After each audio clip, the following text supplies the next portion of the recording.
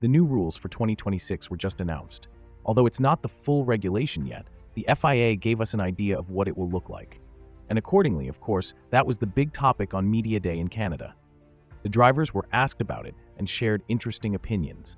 Some, like George Russell, raised safety concerns about the upcoming cars, thinking they might become too fast and reach extremely high speeds. Especially on street circuits, it could be a problem when driving around with new top speeds with over 370 kilometers per hour, which is about 230 miles per hour. We'll discuss more about this later in the video. On one point, all drivers agreed. They like the changes in weight and dimensions of the cars. They appreciate that the cars will be lighter and smaller. However, they also feel that the change is not very significant and that losing 30 kilograms might not make a huge difference. At least things aren't getting worse, which has always been a worry. Engines are getting heavier, so how will the chassis handle it?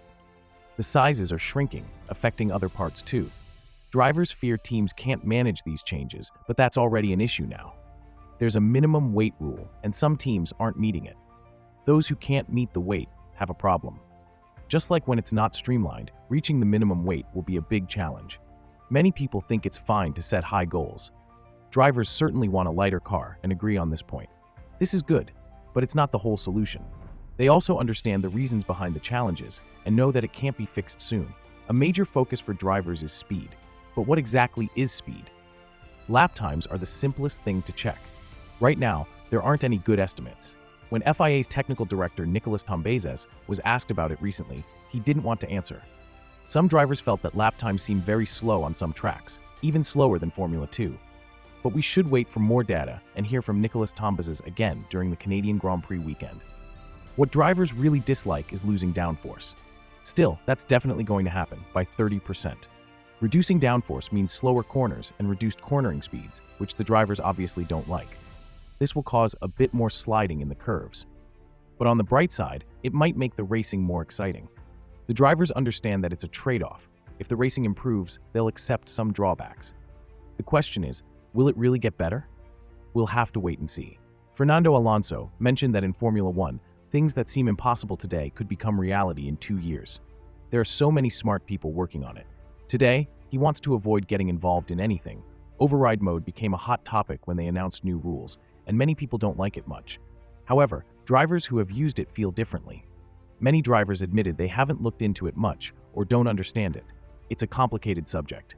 Fernando Alonso compared it to the old curse system. He said it gives the driver more control, literally. The driver can push a button to use it. Back then, it took 6.67 seconds and had 60 kilowatts of power, not 120 kilowatts. He could use more power. Today, engineers and software provide an overtake button, but its impact is small. It's pretty much the same as the old curse button, which drivers could use themselves. The new system, called override mode, is what we're hoping for, even though it's artificial and complicated. Many people think it's good if it puts the driver in the middle, at least from the system's perspective or the idea behind it. Many also believe that this is a better strategic option compared to the DRS and that you can fall back on it if needed. Max Verstappen was one of the biggest critics when the first drafts of the new regulations were released. He even pushed the FIA into a crisis, stating it would be a disaster in Monza if you have to downshift at the end of the straight. However, he now says he's neutral about these newly announced regulations because they are much better than in the first simulations. Initially, the FIA asked us to wait, explaining that these simulations were with the new powertrain and old cars and that they would adapt. Verstappen admits it's much better now, but he also notes that the drivers are not foolish. They knew the rules are different. Maybe you went too far and got into big trouble. Max Verstappen and other drivers noted that cars are now closer in performance. As new regulations come in, this often spreads them out again. In 2026, Carlos Sainz mentioned it might be like a lottery to see which team will be the best. New powertrain and chassis rules will be introduced then.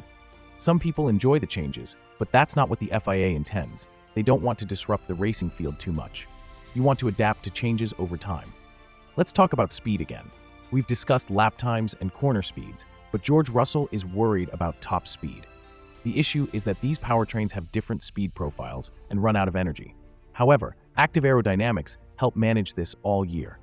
The cars will face less than half the current air resistance on straights, which could make speeds extremely high. Simulations show that just adjusting the rear wing isn't enough. You also need to tweak the front wing to maintain balance. Otherwise, driving even on straight tracks can become very dangerous.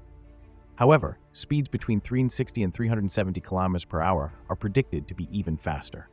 George Russell warns that this could be a safety risk, especially on city tracks.